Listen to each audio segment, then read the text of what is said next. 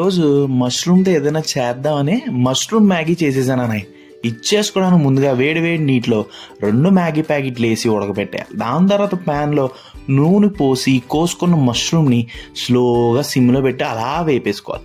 ఈ మష్రూమ్ వేగిపోయిన తర్వాత ఇప్పుడు న్యూడిల్స్ చేసే ప్యాన్ పెట్టి అందులో నూనె పోసి హై ఫ్లేమ్ పెట్టి ఉల్లిపాయలు ఏగిపోయిన తర్వాత దాంట్లో క్యాప్సికమ్ టమాటా, ఈ టమాటా మగ్గిపోయిన తర్వాత ఇప్పుడు ముందుగా మనం వేపేసుకున్న మష్రూమ్ అయితే అందులో వేసేయాలి.